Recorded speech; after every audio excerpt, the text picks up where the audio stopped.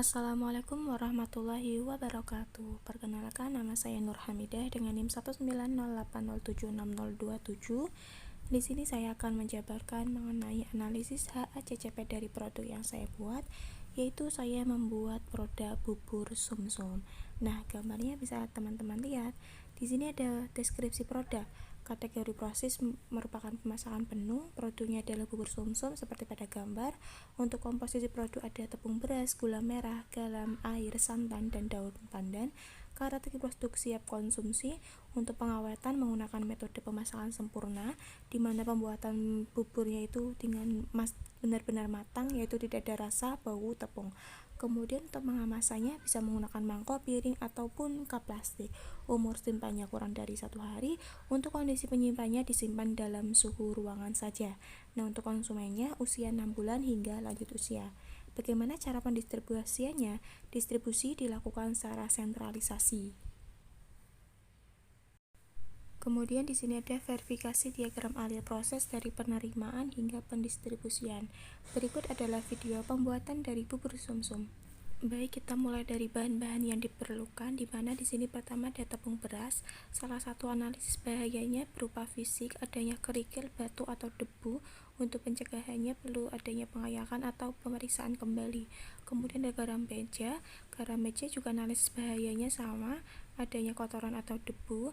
Kemudian ada santan. Santan analisis bahayanya juga bisa berupa fisik, kotoran atau debu, maupun ada biologis berupa bakteri. Kemudian ada gula patok, sama juga fisik debu, di mana pencegahannya itu kita harus teliti dalam pengambilan barang atau penerimaan barang. Kemudian dalam daun pandan adanya analis bahaya fisik berupa kotoran debu. Kita bisa mencuci terlebih dahulu sebelum digunakan. Nah, untuk alat-alatnya ada alat peralatan plastik, sendok, serta permangkokan, dan juga botol plastik juga. Nah, analisis bahayanya bisa berupa debu atau kimia. Kemudian di sini ada perlunya panci dan juga wajan. Analisisnya yaitu debu juga ya, atau bekas dari penggunaan sebelumnya. Nah, untuk proses pertama yang harus kita lakukan adalah memotong gula merah terlebih dahulu menggunakan pisau. Nah, dalam penggunaan pisau ini ada analisis bahaya berupa kimia atau berkarat. Nah, cara pencegahannya itu kita bisa membersihkan karat tersebut, atau kita perlu menggunakan pisau yang stainless gitu. Nah, di sini ada pemegangan langsung atau penjamah tanpa menggunakan sarung tangan. Nah, untuk pencegahannya penjamah harus mencuci tangan terlebih dahulu menggunakan sabun hingga bersih. Nah, di sini ada pemotongan gula merah terlebih dahulu. Tujuan pemotongan ini supaya nanti pelarutannya itu lebih cepat, seperti itu. Nah, selanjutnya kita siapkan santan. Kita buka terlebih santannya. Untuk analisis bahaya santan ini ada biologis berupa bakteri dan juga fisik. Nah, untuk pencegahan biologis biasanya kita simpan santan dalam suhu ruang, atau kita cegah terkena sinar matahari langsung, seperti itu. Nah, kita tuangkan santan ke dalam wadah plastik. Wadah plastik ini juga memiliki analisis bahaya debu atau sisa kotoran penggunaan sebelumnya. Untuk pencegahannya dengan cara pencucian yang bersih. Nah, kemudian kita tambahkan air secukupnya. Nah, pelarutan santan ini juga memiliki analisis bahaya ya, apabila kita sang penjamah itu tidak, atau alat-alat yang digunakan itu bahaya fisik berupa debu, kotoran, seperti itu. Nah, di sini ada penggunaan sendok sayur. Analisis bahayanya berupa karat, namun sendok sayur di sini yang saya gunakan adalah stainless, jadi insya Allah aman. Nah, kita aduk-aduk santan tersebut hingga homogen. Nah, selanjutnya kita siapkan akan membuat adonan bubur putihnya. Kita siapkan baskom terlebih dahulu, kemudian kita letakkan tepung beras ke dalam baskom yang sudah kita siapkan. Nah, setelah kita letakkan tepung beras ke dalam baskom tersebut, kita tambahkan sedikit garam. Garam ini juga tadi sudah saya jelaskan memiliki analisis bahaya berupa fisik, yaitu kotoran, atau juga analisis kimia mudah menguap apabila terkena sinar matahari langsung. Nah, jadi untuk pencegahannya kita hindari garam tersebut terkena sinar matahari secara langsung. Kemudian dalam tepung beras tersebut kita tambahkan larutan santan yang sudah kita buat secukupnya hingga menjadi adonan yang kita inginkan. Nah, kemudian kita lakukan proses pengadukan menggunakan sendok sayur hingga menjadi larutan tepung beras. Kita aduk-aduk terus hingga homogen.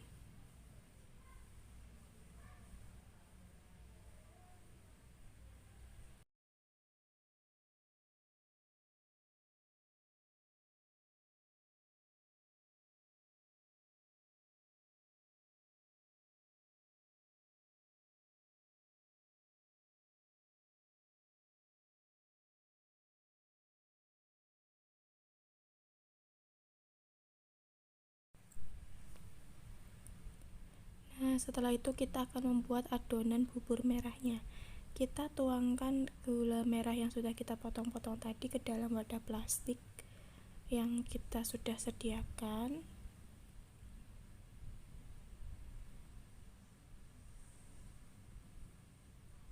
Kemudian kita tambahkan larutan santan yang sudah kita buat dengan takaran sesuai yang kita inginkan.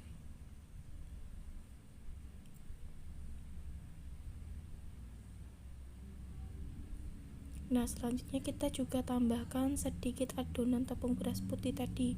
Nah, berfungsi untuk agar teksturnya nanti itu tidak terlalu encer atau ada sedikit kental-kental gitu. Lalu kita aduk-aduk hingga warnanya itu berubah menjadi sedikit kecoklatan.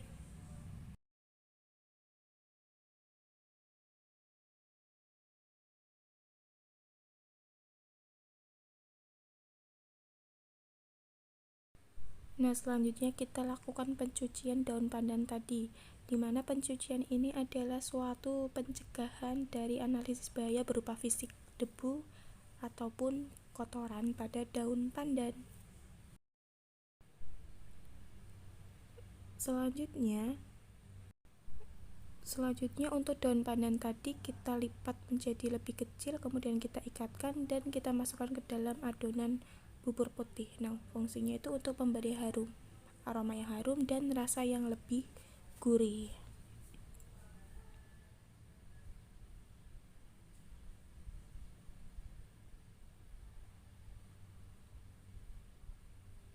Nah, begitu juga pada adonan bubur merah tadi kita tambahkan daun pandan yang sudah kita cuci. Fungsinya juga sama untuk memberi rasa gurih dan aroma yang lebih harum dan gurih juga.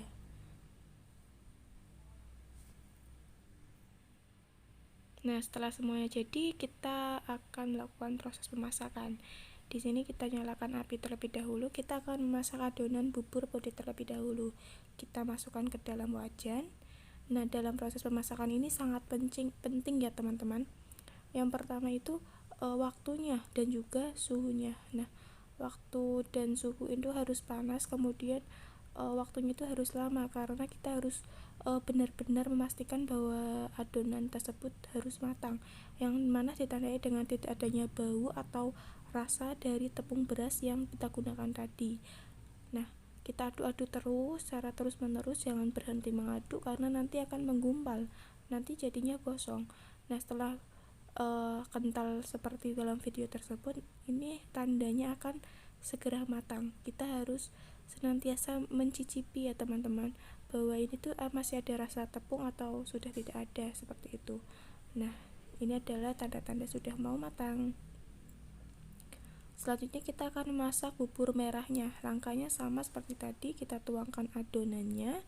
Di sini juga kita harus benar-benar dalam waktu pemasakan ya teman-teman, dan juga suhunya supaya bubur ini tuh matang dengan sempurna dan nantinya tidak, karena bubur sumsum ini kan ada kandungan santannya yang mana kita tahu itu akan cepat basi.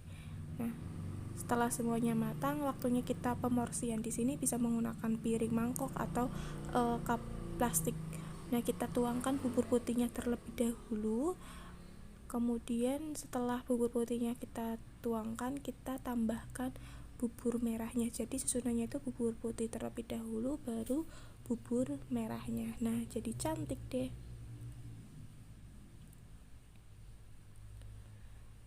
Nah, bubur sumsum sudah jadi. Berikut adalah tampilan dari pembuatan bubur sumsum dari dari penerimaan bahan baku hingga pendistribusian, pemasakan, serta lain-lainnya. Ini adalah bubur sumsum yang sudah saya buat.